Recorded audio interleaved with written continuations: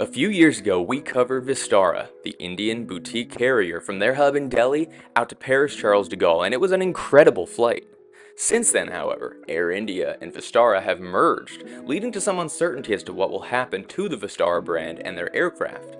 Recently, however, I had a trip to Bali, and on my return back to the US, I flew from Bali to Delhi on one of those former Vistara aircraft now operating under the Air India umbrella. So I was curious to compare it to the former Vistara experience and see if the Vistara hard product and Air India soft product work to make a good flight while we talk about what happened to Vistara since the merger. Unfortunately, I was dead sick leaving Bali and totally forgot to get footage of the aircraft, not starting the recording until we were already boarding the aircraft. Here are some great shots from my trip in Bali, but without further ado, let's head to the airport and on board this Vistara aircraft.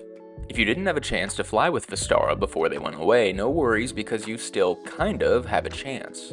Welcome on board the A321neo of Vistara / Air India.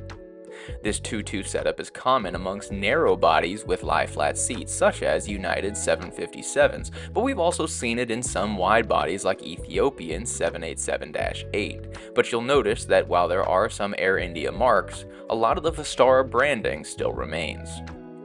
You'll have the adjustable headrest with some Vistara marks left behind, but the seat itself is fairly hard as these cabins are starting to show some age. With a 2-2 setup, we also worry about privacy, but with the divider and slight seat offset, it helps about as much as it can.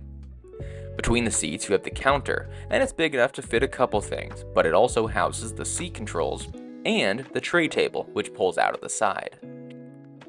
In front of you, you have the TV, underseat storage, and footrest. The TV is a good size, it's just kind of far away. The footrest in row 1 is about twice as big as the rest of the rows, as otherwise it's pretty cramped, and underneath that is a little bit of storage. Not quite big enough for a backpack, but if you want to take your shoes off in flight, it should be sufficient for that. There are a couple windows, but on that side you also have an armrest which can be retracted when you want to go to sleep, and over your shoulder is the best in-seat storage. A fairly large cubby for everything you have with you, including the headset jack and charging ports. The surface of the sun is 15 million degrees centigrade, and the only reason I bring that up is because it's a little known fact the only thing hotter than that is the hot towels that you get with Air India. From this point forward, most things were Air India branding. We had the Air India noise-canceling headphones, which were excellent quality. We did get a bottle of water and pre-departure beverage. Interestingly enough, the pre-departure beverage choices were different than I've ever seen. We were offered either buttermilk or sugarcane as our welcome drink. Then we had the bedding. It was simple for a daytime flight, but the Air India pillow and blanket with excellent design on it, even though it was fairly thin. And then we were handed menus. When we flew Vistara a couple years ago, I mentioned that the amenity kits were some of the strongest I've ever found. Fortunately, it looks like they're still running through the leftover Vistara kits until they're used up, meaning not only do we get the Vistara eye mask and socks, but we also get the excellent Forest Essentials. Some high-quality facial mist, sleep mist, lotion, and lip balm. Doesn't really get much better than this. If you're going to be spending time on the road, you got to make sure that you have the right accessories to make you feel good and look good while doing it. Today I've got a piece of luggage I want to share with you guys and the sponsor of today's video. From the moment the package showed up on my door, it felt luxurious and different than others. This is a brand that's been seen with characters from White Lotus and Succession. It definitely has that luxury feel that you want to have when you step off the aircraft. Between the polycarbonate shell and the aluminum frame, this suitcase is built to last and look good doing it, not to mention that it rolls so smoothly that you can basically not even hear the wheels rolling. You're probably also looking to keep your stuff safe. And no worries with this luggage with the dual TSA approved locks in place of a zipper to keep your belongings safe, and with a great satisfying sound when you unlock them. And inside the suitcase, plenty of space to pack your belongings. I recently fit a 7-day trip worth of clothes in here, with 2 compartments with cinching straps to keep them tied down, and a number of compartments to put your toiletries or whatever smaller belongings you might have with you. First impressions are super important, and when you step off the airplane at the new destination, you're going to want to look good, and that piece of luggage is going to help you do just that. So use the QR code or my link down below to get your Carl Friedrich piece of luggage so that you can look just like me getting off your airplane wherever it is you might be traveling. Now let's get back to the video. Vistara had a 10-year run as a full-service airline based in Delhi, India. They rose to become the third largest airline in India behind Indigo and Air India, operating solely with 787s and A320neo family aircraft. The airline was founded back in 2013 by the Tata Sons of India and Singapore Airlines, who each maintained an almost equal and entire share of the carrier until its end. These two groups tried to launch an Indian carrier in the mid-90s, but it was denied by the government. In 2012, the laws were changed to allow up to 49% overseas ownership of an Indian carrier, hence why Tata Sons owned 51% of the brand and Singapore Airlines owned the rest. In 2014, they revealed the name Vistara, inspired by the Sanskrit word Vistara, meaning limitless expanse, and later that year they received their operating certificate, hoping to launch flights in early 2015. In the second week of January, Vistara launched with their first flight between Delhi and Mumbai, being the first domestic operation out of Mumbai's new Terminal 2. And after a year of operations, Vistara had collected 2% of domestic travelers and gained a reputation for on-time performance. It wasn't until 2019, however, before the airline flew internationally, launching first with Singapore. Shortly after, in February 2020, Vistara received their first wide-body aircraft, a 787-9, the first of 6, becoming the first Indian carrier to operate the type, but because of COVID, it remained on domestic routes until August, when they used it to fly their first intercontinental flight from Delhi to Heathrow. In 2022, the Tata Group acquired Air India, and rumors of a merger began swirling. It wasn't until a year later when an official merger was approved by the government. The merger took a while to complete, but as of late 2024, the two airlines have officially become one, with Air India being the surviving carrier. It should be noted that prior to the merger being finalized, Vistara had grown to hold 10% of the Indian aviation market, with 70 aircraft including 7 wide-bodies, and maxing out at 57 destinations, 23 of those being international. And aside from the firm numbers, they also gained the most positive reputation of any Indian carrier. Their lounge in Delhi was better than Air India, their cabins were better than Air India, and they had by far the best on-time performance. The main issue? Air India is just more known and has a much deeper history, so it wouldn't make sense to keep Vistara as the surviving brand. But with Tata Group in charge of it all, there's no reason to think that they can't eventually turn the whole Air India brand into what Vistara was.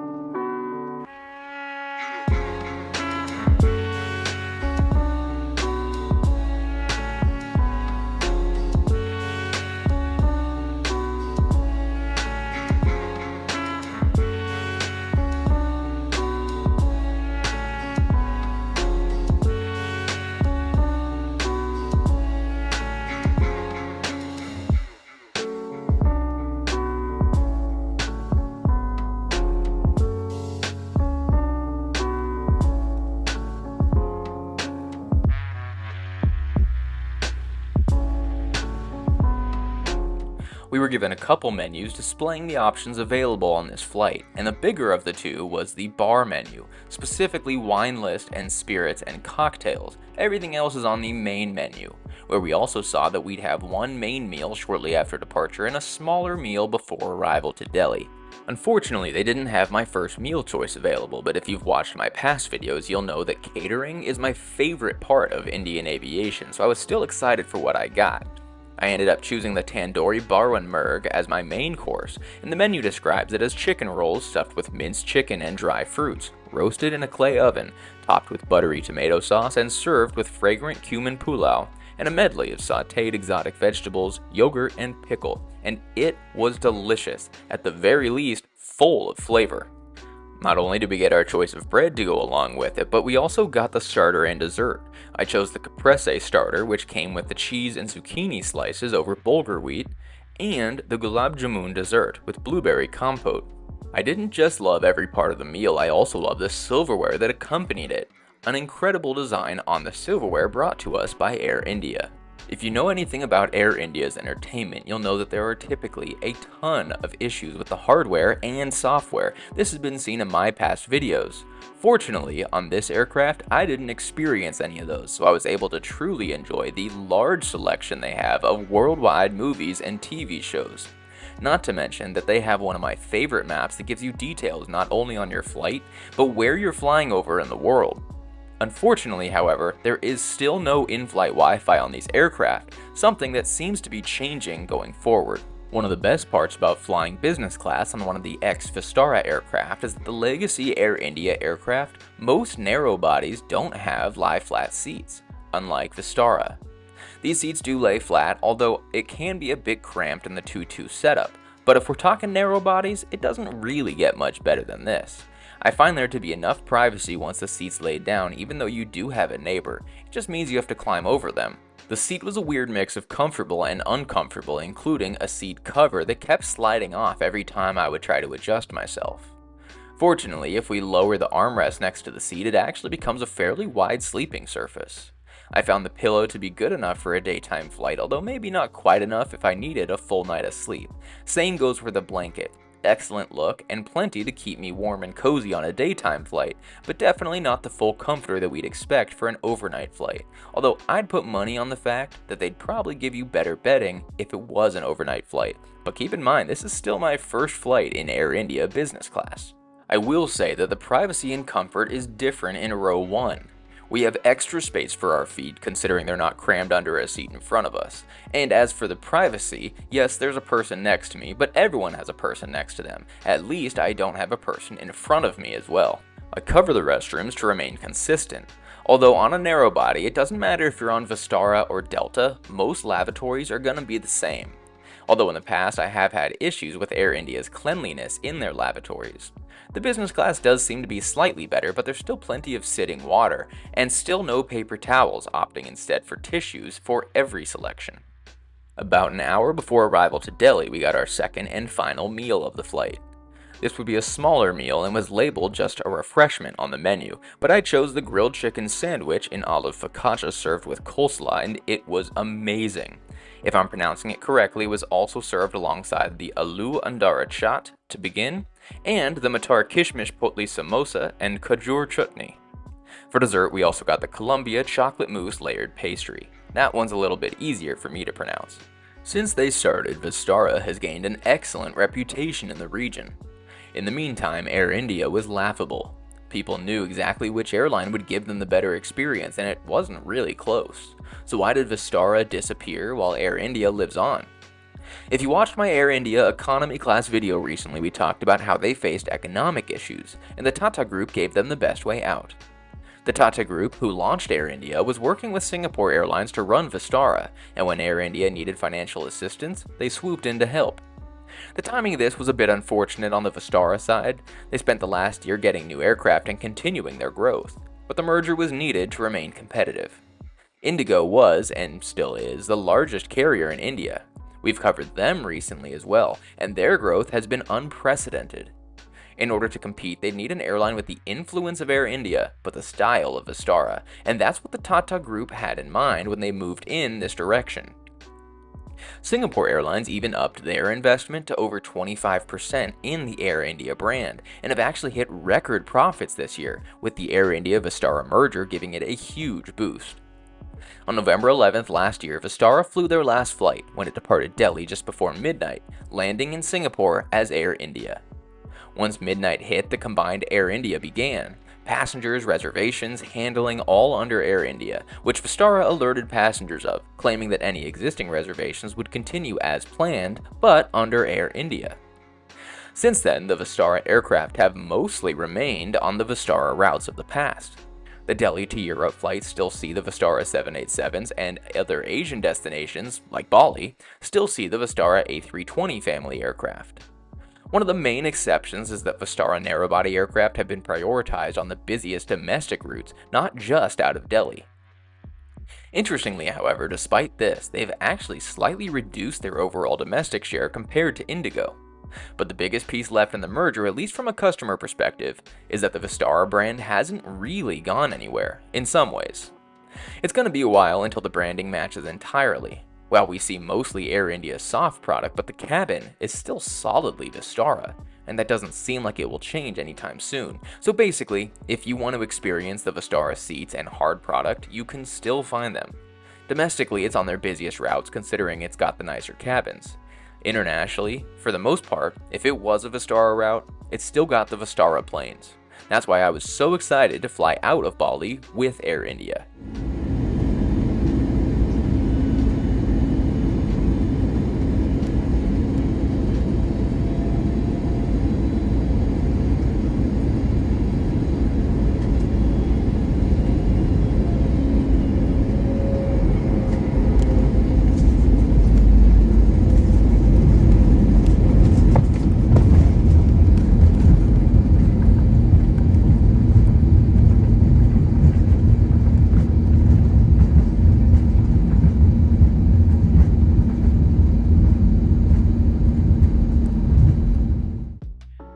By the way, in my last Air India video, I shared a story that was meant for this video.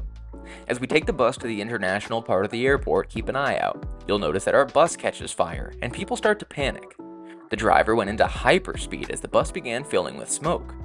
Once we evacuated, you'll see all the employees and fire extinguishers making their way on board, but only after we, the passengers, had to tell them what was happening. I was genuinely worried when I heard about the Vistara Air India merger, however. My Vistara flight to Paris a couple years ago was one of my favorite flights ever, and definitely my favorite flight to or from India. We're talking modern 1-2-1 seating with modern finishings, excellent food, clean lavatories, and who could forget the mid-flight popcorn? In contrast, in my Air India flights, the plane always had a totally battered cabin, broken seats, filthy restrooms, and entertainment that never works. Recently, when I flew Air India, a lot of the same problems existed, but, and some of y'all may call me crazy for this take, but I see Tata Group actually taking Air India into the light. It's true that Air India is like 4 times the size of Vistara, but they turned Vistara into a true boutique airline in one of the tougher markets for that model. They will have to clear Air India's debts first, and then undo the backslide they've been in before the merger, but once they get back to net zero, I see Air India becoming a great brand under the Tata Group and Singapore Airlines' expertise. And if they can pull that off, I don't really care if the plane says Air India or Vistara on it. I've shared it before on this channel, but my favorite airline to fly in my life was Virgin America. In a lot of ways, it shares parallels with Vistara. They were both boutique airlines with cult-like followings that were merged with another carrier. The main difference is that Vistara's parent company bought Air India, while Virgin America was bought by a different company. But after Alaska bought Virgin America, it didn't take more than a couple years before the brand was erased entirely. I just hope that Vistara doesn't go down that path. With Virgin and Alaska, both brands had positives, so either one could be the face of the company going forward, although there was no way that Alaska would pay for the Virgin namesake. In the case of Vistara and Air India, however, Air India is a much more famous carrier. I don't blame them for making Air India the face of the company, but I'm hoping, since Tata and Singapore were the ones responsible for Vistara's success, that they can also bring the bright future to Air India, although I can't even imagine the level of work needed to make that happen. Inshallah. Let me know if you flew Vistara and how you see Air India's future under the Tata brand. I'm sure this will be my last Indian aviation video for a few months, considering I've now covered each of the top 3 airlines in a matter of weeks, it feels like, but I'll see you again. Safe travels, and I'll see y'all next time.